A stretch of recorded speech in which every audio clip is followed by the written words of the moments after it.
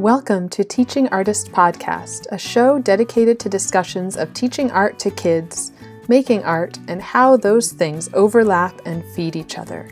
I'm Rebecca Potts, your host, a visual arts teaching artist.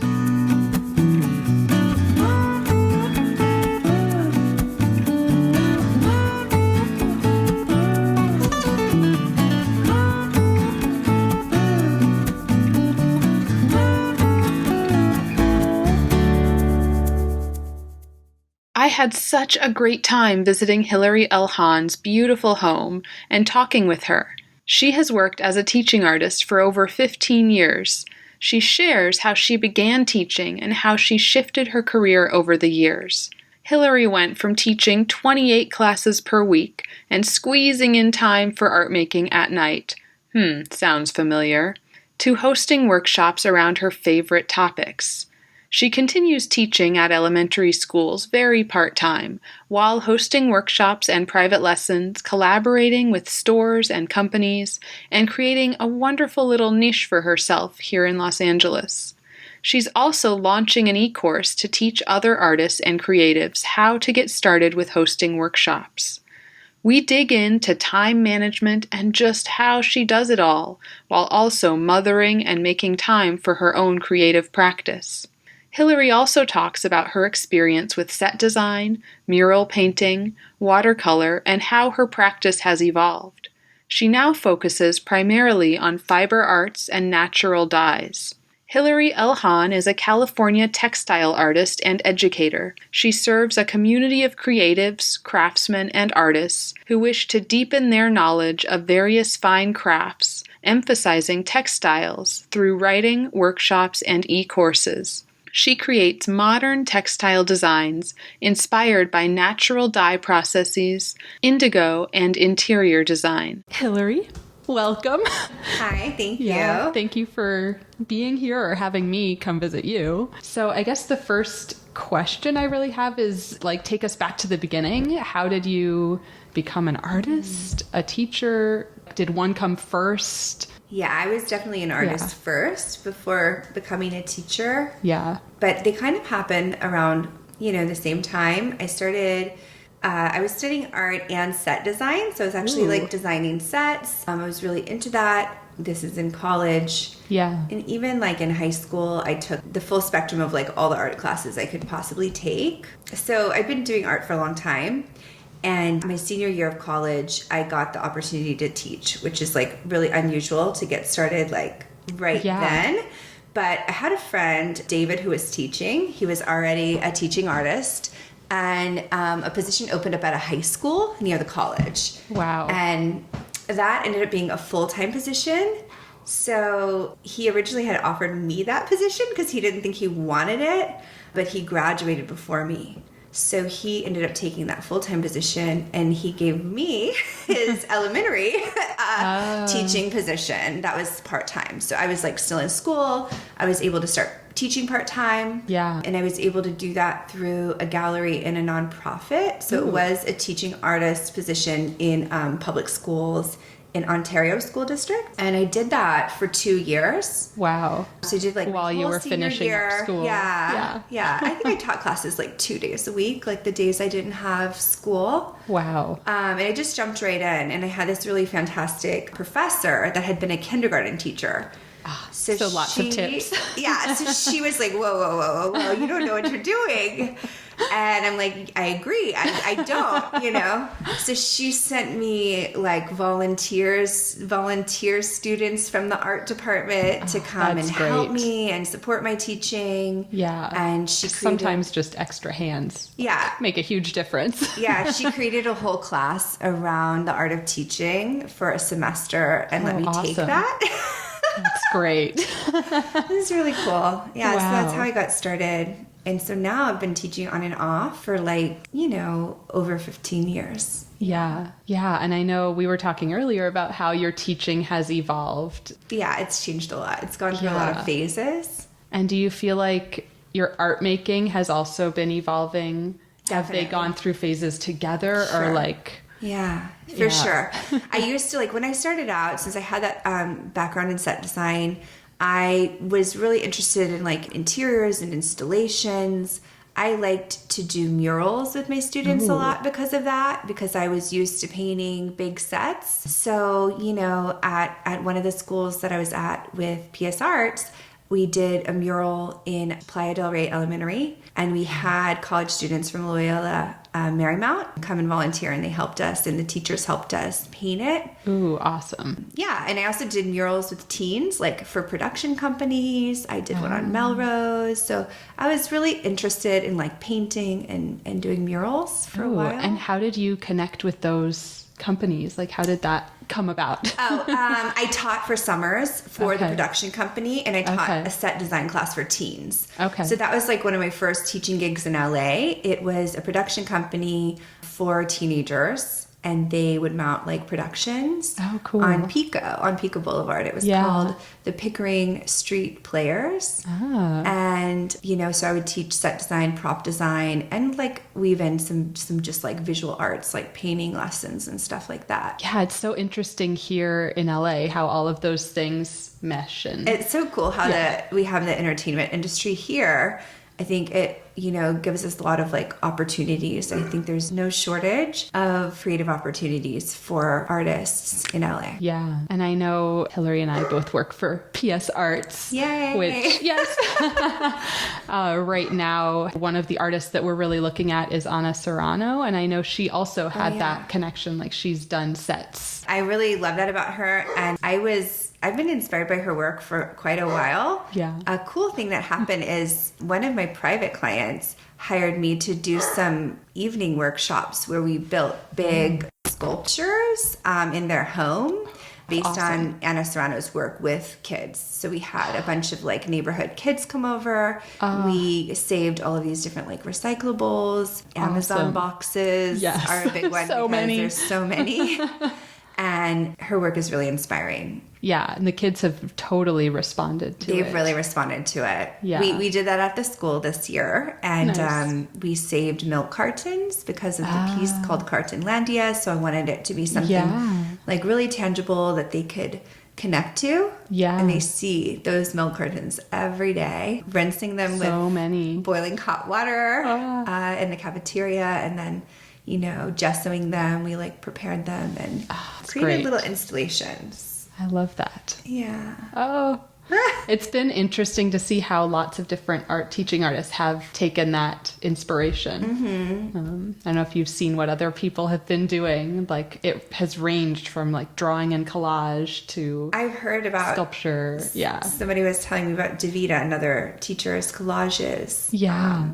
And I feel like that's just like such a fun way to represent her work as well. Yeah. To interpret it. That's a fun part about teaching in this organization where there's all these different teaching artists with a lot of sort of freedom. I agree. I like that we have a lot of freedom and that we can get inspiration from other people. Yeah. So it's very different than like when I taught art at a private school.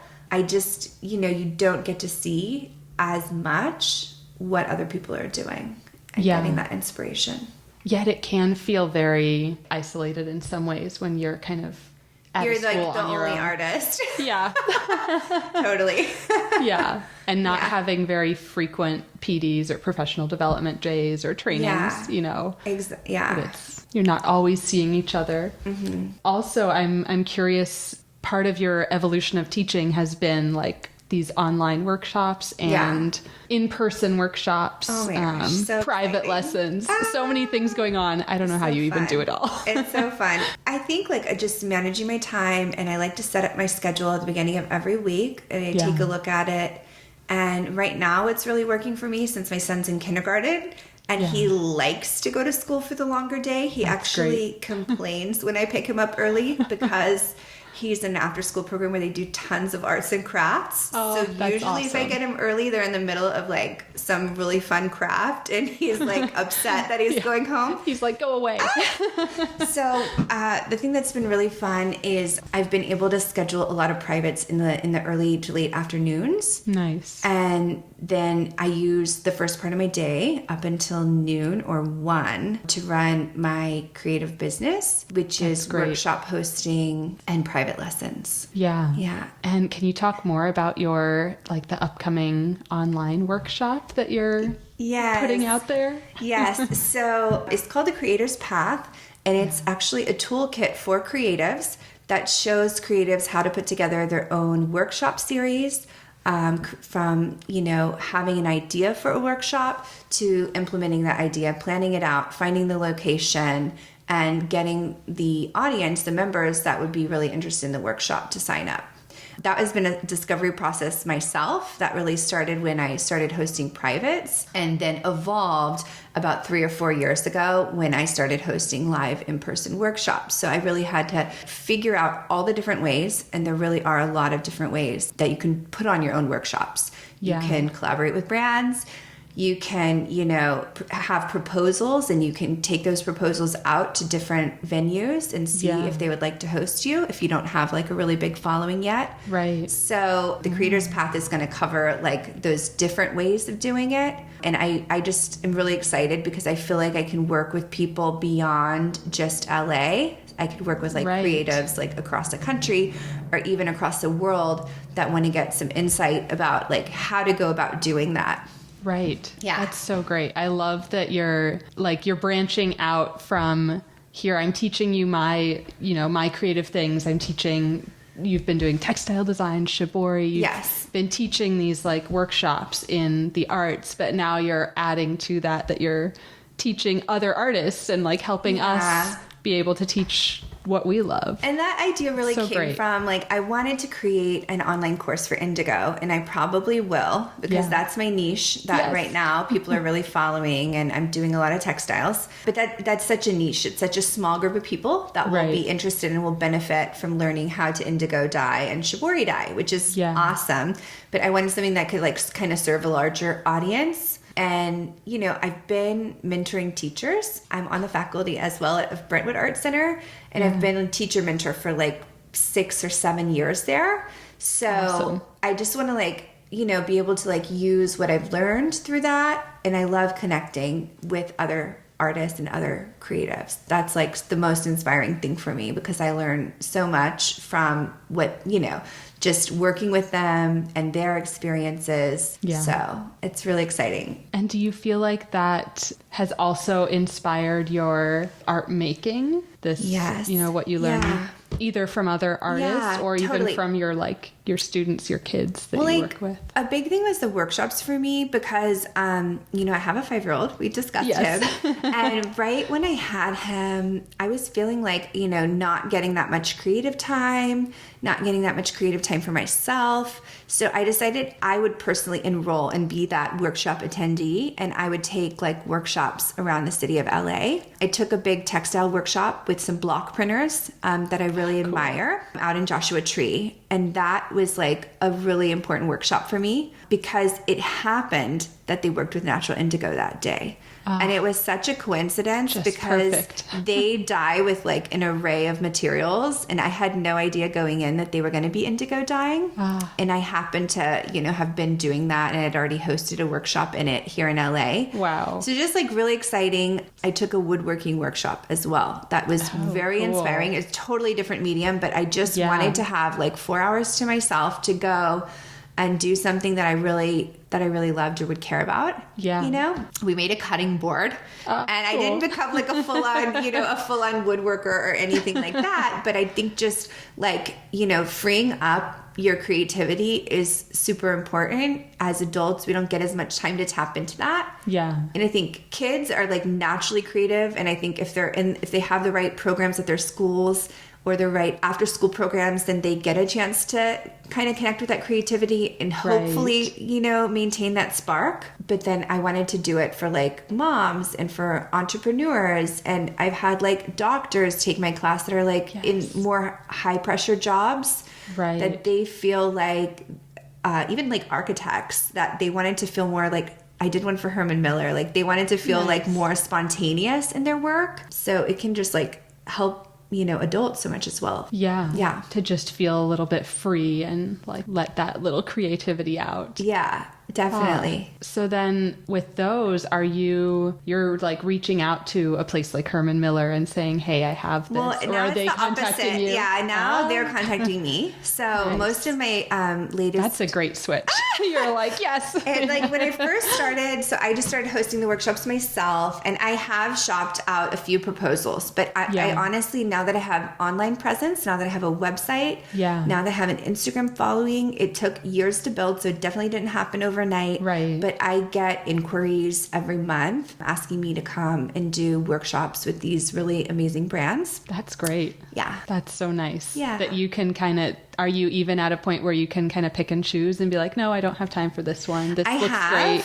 I have, or things have happened where I've said, this is what I charge and this is what I provide. And then like, it's maybe a little bit self-selecting if that isn't something, if it's not within the range of their budget or what they're exactly looking for, then it might just not be a match. Yeah. And I've learned to be okay with that because I know that the right opportunities are going to come to me. And I think that that could apply to artists when they're selling their paintings, when they're pricing their work, when they're looking for galleries, you know, like kind of such tricky things. kind of knowing where you're at and what you're trying to attract in and then putting that out there. On this topic of galleries and selling your work, pricing your work. Yeah. I know you've been doing more textiles lately. Yes. And you do sell your work. I do. Do you want to even go down that gallery route?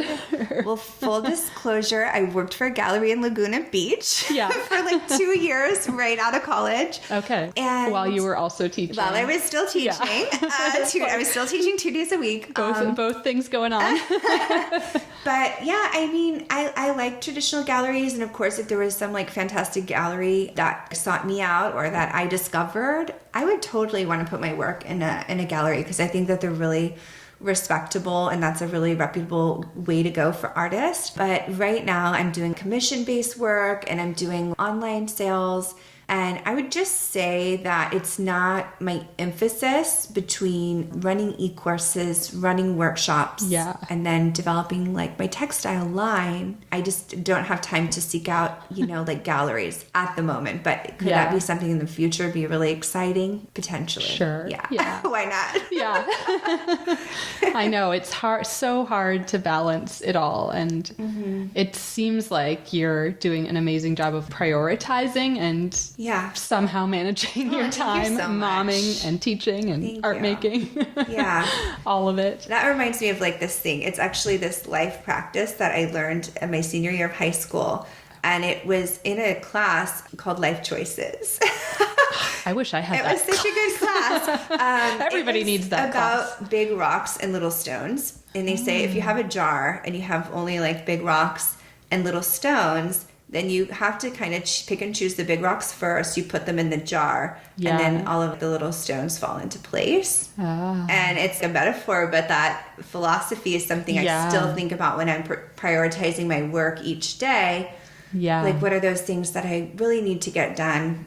And then the things that I hope will fall into place. That's a great way to think about it. And thinking about that, what are the big rocks for a lifetime versus like the bigger things this that you week, wanna, this year. That's a really good point because sometimes if we focus on short-term wins, versus long-term goals as an artist, you want to think about what you want to accomplish over like a longer term, 10-year period. Yeah, I know for me it's been hard sometimes to prioritize when there's just all these ideas shooting out of my head all the time, and I'm like, I want to accomplish this and this and this, and sometimes it's almost too much. So sitting down and kind of almost meditating on those ideas and saying, okay, let's write them out and then let's choose like which ones are really worthwhile and really exciting and really could become something. I think of those as like inspired thoughts, and like whenever you have that inspired thought, you have to at least write it down. Like get it out. Maybe you'll get to come back to it, or maybe you'll get to implement it right away. But I think as creatives, like those are things that we all, when we have them, it's like really important to notice them and write them down.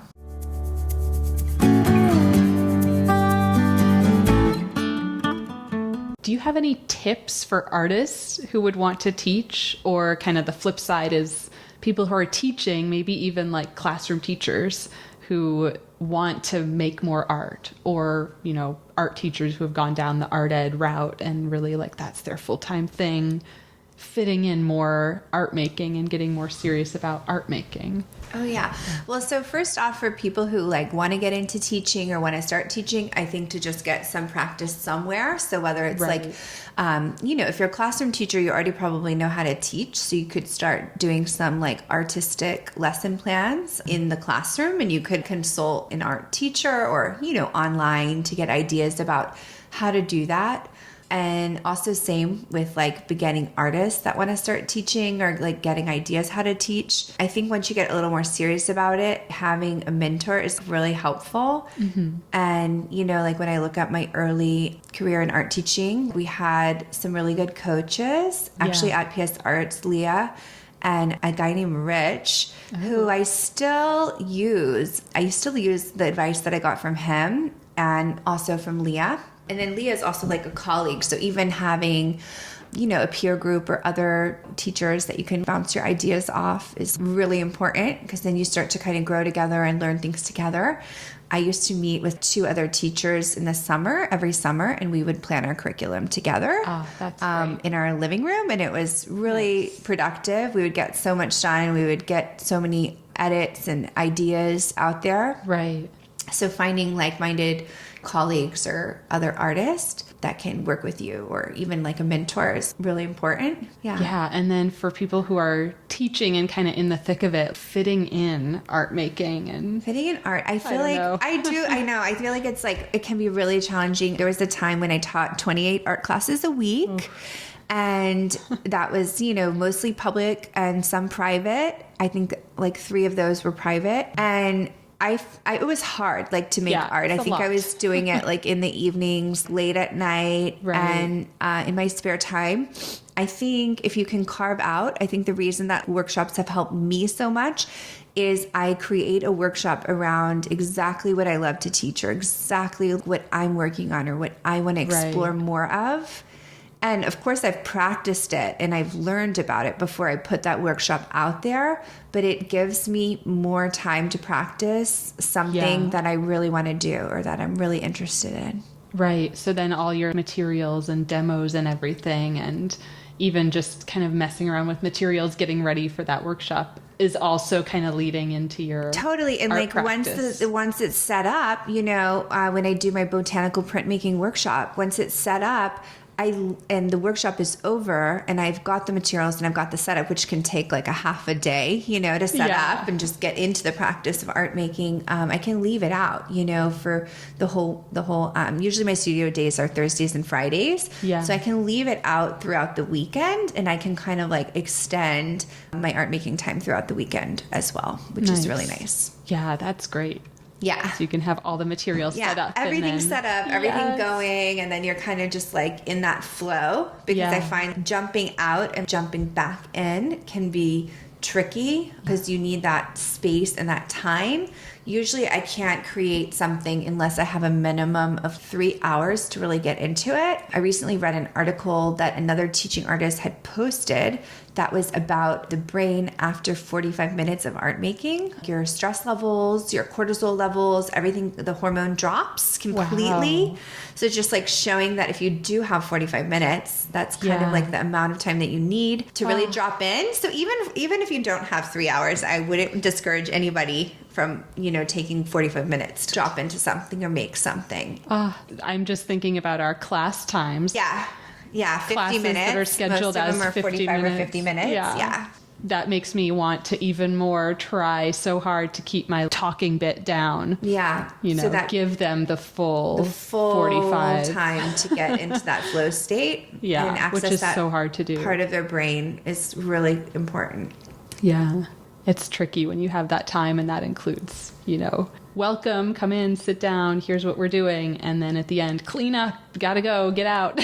Yeah. You have to run it like really tight. And then also do management things. I'm sure you found this, but like keep talking to minimum, or, you know, playing music, which I used to do a lot of, play like really like kind of music that's calming, but like inspires, not a lot of words, but inspires creativity in some way. I usually play just classical music, or like, who is it? Can't remember the name of the group. I'll have to link it. Oh, nice. That does pop songs in classical, like without words. Yeah. We have a playlist of like Japanese Zen flow that has gongs and some different things, which is, they really get into that. And then we did Vivaldi's Four Seasons, which is fun because then you can ask them like at the end if they could tell what like season, which season they were listening to. Yeah, those are our favorites. Your go-tos.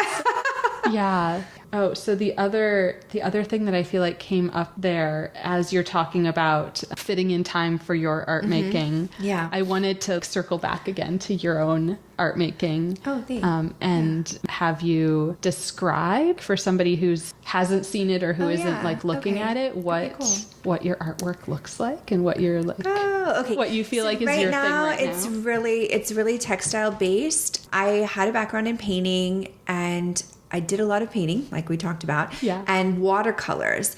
And I found myself always trying to get a watercolor repeat on fabric because I like that natural feel of linen or raw canvas or any kind of natural sustainable material. So like hemp, silk, just any natural fiber. So basically right now I do a lot of dyeing. I use some ancient Japanese shibori techniques, which I have studied, and I actually went and visited the village Arimatsu in Japan, where shibori originated. Amazing. I've been like really inspired by Japanese aesthetic, and that's something that actually drives my curriculum in the schools a lot, because I love, just like the design, the art, the paintings, the inks, the watercolors, the cleanness, the crisp, like simplicity, and also the timelessness of a lot of Japanese work, because it can be very ancient, but it can also look very modern. But that said, I try to let that style like inform my process, and then I try to like be creative and develop my own patterns, my own motifs, my own designs, which are usually organic and less geometric. Yeah, so organic designs on fiber, and I dye with natural indigo,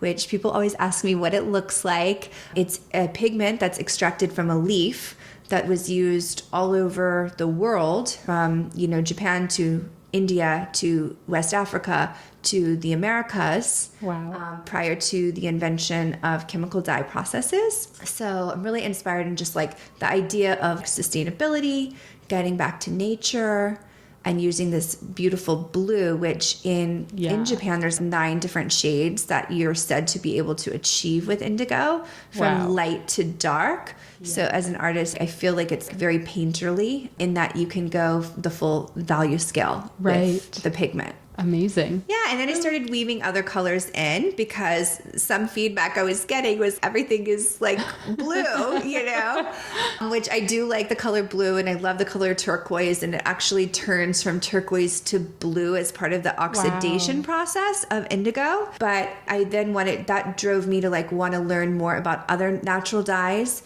So I started weaving in madder root, which is like a rusty, can be anywhere from a peach to a red. Ooh. It's a root that grows, it looks like turmeric. When it's sliced, it's bright red on the inside. So I used madder root, which is also an historically ancient dye stuff, and just like weaving some other colors in. Yeah. I think I need to take a workshop with you. Please do. I have several coming up this spring. I have an indigo workshop in Highland Park at a nursery. So it's going to be really cool. It's going to be like all in a garden where they do garden lectures and everything like that. That's great. And we're going to be dyeing a natural linen there. And then I'm going to have a natural dye workshop later, like early summer, where we'll be dyeing like more of like a rainbow of colors. Yeah. Ooh. And do you do any of these dye workshops with kids?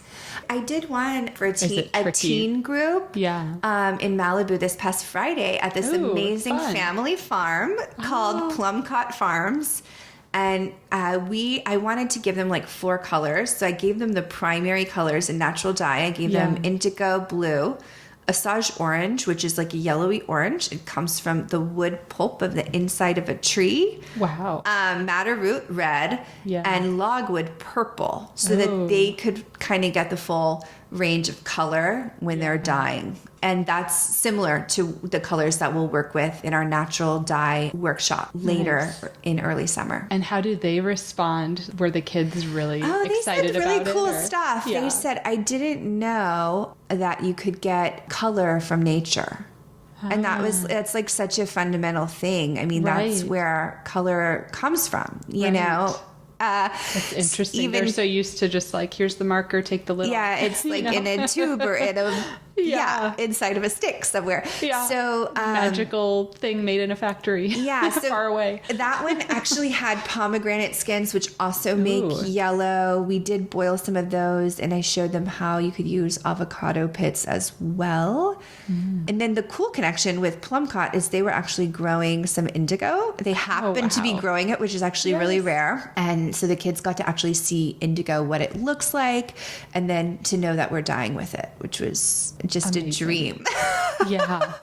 So amazing. As far as like making connections. And then just the idea that all of our clothes are chemically dyed now, which is kind of, it's part of, modern industrial living and design. But then to think about, just really kind of shines a light on sustainable practices. Yeah. And like, how much clothing do we buy, or how much is, vintage pieces are really great to hand dye because they accept the color so well because the fibers are broken in. So a really fun thing to do and to teach teens about is that they can take vintage clothing and then they can like upcycle it, or they can change it and make it into something like new. And I think they like the power of that in fashion, like to create their own wardrobe. I think that really, I had one girl who wanted to do everything in all black because she was like dressed head to toe, like in black that day. She was like, what color makes black? And of course I had this beautiful rainbow of colors for her. And I said, well, we can try to get it black, indigo and madder will make a deep purple sometimes, and she did get a bluish, she got a dark indigo blue and then a purple on the edge of her shirt. But I said, black is actually walnut hulls. That's one way. It's also considered one of the harder colors to achieve in natural dye because you're trying to go so dark with things from nature. Yeah, it's so interesting. Yeah. I know I loved trying to change my clothes when I was that age too. So well, even little kids love it. I mean, when my son sees me doing the flower dye workshop, he always wants to bundle dye something, and so I let him. And my I co-host that workshop sometimes with an aromatherapist. Ooh. And she has a 5-year-old who thoughtfully collected purple flowers for us. These beautiful bluish purple flowers. Amazing. And I actually had no idea if they were going to produce color or not produce color because I didn't know what they were. I hadn't tried them. They weren't something I recognized. And they produced some of the most beautiful purplish blues for the workshop. So you can definitely getting kids involved in the process is really fun. One tip, just because if people are like, oh my gosh, I want to try this at home. Something that's become popular is dyeing with avocado pits. Yeah. It's not necessarily considered 100% permanent. The color will fade over time because it's not a traditional dye stuff. But it is something that if you're like enthusiastic about it, you can try it in your kitchen. Yeah. And I've had stuff that I've dyed with avocados that's retained its color for up to 3 years in a light fast test. You can boil the pits or the skins, and the tannin from the pits and the skins are released into the dye bath, and it produces, do you want to guess the color, or do you already know? I don't know it. It produces like this super duper pale, beautiful pink. Oh. Which is unexpected because the skins, I was going to say like yellow or like green. I don't know. Yeah. So now I've learned that if you look really closely at avocado skins, you can see the color that they're going to produce. You can actually see the pinkish. When you kind of slice it, you can actually see the pinkish red in the skin. Yeah. And it just makes you look at nature even more closely. Right. Oh, I love that. And through like a different lens. Yeah. And that's a great thing for kids to think about too. Yeah. It's like, look closely. Look really closely at Breathe things. deeply. Slow down. Yeah, slowing down. I mean, it's the artist way is actually, we need to be slow and we need to move slow to be able to process things and to be able to tap into our creativity. Yeah. And it's kind of like a contradiction to the way that our lives are, in like a big city and also just living in 2020, know? So... Yeah, I know we've talked about time management and fitting it all in, and sometimes it does feel like this rush, but totally taking that time to Yeah. I know I tell students, look, draw, look a lot, draw a little. Yeah. Really, that you're taking that time to focus. And I like that. I'm going to have to use that. So a few little kind of just fun questions. What are you curious about right now? I do have a natural curiosity, I think, and so I am always like exploring things. But the thing that I'm probably the most curious about right now is it's like all business stuff. It's all brass tacks. It's like how to implement some of the different things that I'm implementing, like on the business side of the art biz. Well, I do think it was interesting. We were talking earlier about setting up the online courses, setting up your website, all of the sort of like little gritty details that you sometimes don't realize you need to know, or that like artists need to know. And it's such a big learning curve. Yeah. It's like such a big learning curve for me right now. So I'm like a little sponge soaking in all of the details of building out an e-course portal, which is done now, but I can always like improve it and like modify it, so I definitely am going to be like improving it throughout the beta launch of the course, which is happening right now. And then just learning all of these really cool business things and business strategies are like what I'm the most curious about right now. I've actually started running Facebook ads to tap into like an audience of people across the country that are creatives that want to learn how to create workshops. Right. And I've actually like started testing different ways of ads. You can set up these tests. But so I've had some success and I've had some leads generated now. And like that's really exciting because I'm starting to see like results. But I'm still learning, and there's so much to learn. I mean, there's people that, do this for a living, and like that's what they do is specialize. So as much as like I really, really want to just get to the point where I just hire a person that does it, since I'm launching this first e-course, I'm trying to learn as much as I can for myself and learn from others. I'm actually in an online group where I learn about this. That's great. Yeah.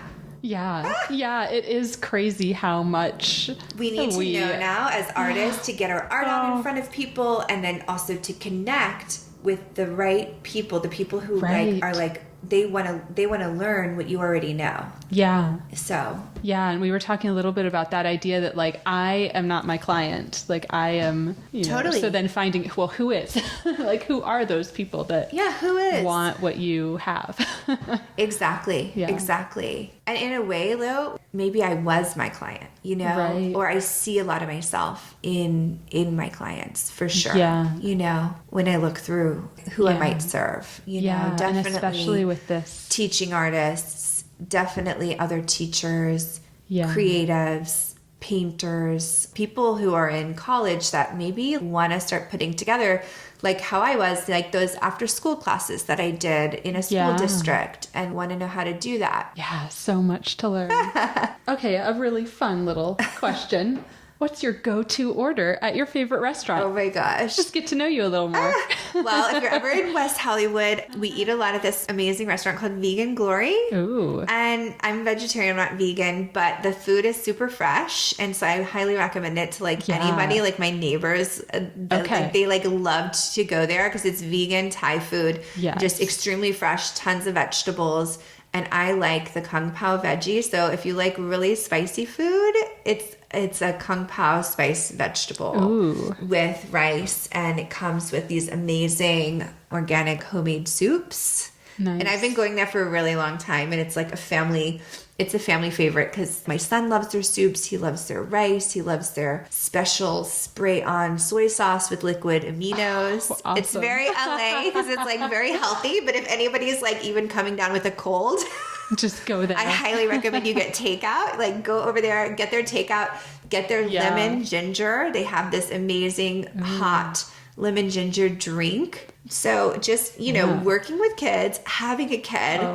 You're always sick trying all to the keep time. my immune system running at top capacity so that I can do my work. Yeah. And so that place is just like my healthy go-to in the neighborhood. Nice. Yeah. Awesome. I might need to stop there and get some of that lemon ginger. Yeah. Get myself healthy. It's delicious. Okay, just wrapping up. Is there anybody that you would like to thank? I did want to give a shout out to my husband. Yes. Because he works a full-time job and he still helps me out on the weekends when I want to host these workshops. And of course, we have a great babysitter and all of that, but he really steps it up when I'm preparing for something, when I'm preparing for a workshop or an extra class. And also he is my tech go-to when I get really stuck on a technical issue, surrounding something I'm doing online, like an ad or my website or something like that. Like he's helped me so much. And he also gives like great business advice. That's so awesome. It's really awesome. Oh, A that's so shout great out to have. Ashish. That's my husband's name. Yay. Thank you, Ashish. And then where can our listeners connect with you online? Where can we find you? Oh my gosh. Okay. So now thank you for asking. I would love for you guys to come and check out the textiles or to be a part of the creative community. So I have one site, Hilary L. Hahn, where I share my workshops and my textiles. Awesome. And I'll link to all of this. That would be amazing. And then the Creator's Path is for artists and creatives who want to start teaching and who want to start putting their skills into action and carve out more of that creative time for themselves. So you can find me at thecreatorspath.com. Awesome. Great. And then on Instagram, you're Hilary L. Hahn. Yes. And not to be confused with Hilary Hahn, who is a super famous classical violinist that has millions of followers. What a good name. Yeah. But also a little tricky. A little tricky. You're So like, there's an L in there. don't forget the L. Awesome. Thank you so much, Thank Hilary. you so much, Rebecca. It's been my pleasure. What a great conversation. So many nuggets in there. I especially loved the idea of choosing your big rocks, your main priorities, and letting the little stones fall into place around them. It was also so great to hear Hilary say that this amazing career she's building did not happen overnight. It took years to build, and she's continuing to grow. She has an exciting workshop coming up here in LA. Next Saturday, March 21st, she's co-hosting the Creative Entrepreneurs Summit, a half-day mastermind retreat in downtown Los Angeles. Keep checking Hilary's website for more workshops and head over to The Creator's Path to see her toolkit for artists and the courses she offers. In 2 weeks, you'll hear my conversation with another incredible artist, Morgan Otten-Smith. She talks about the hustle, but also about giving herself time to explore and experiment in her work. I loved talking with Morgan and can't wait to share this episode.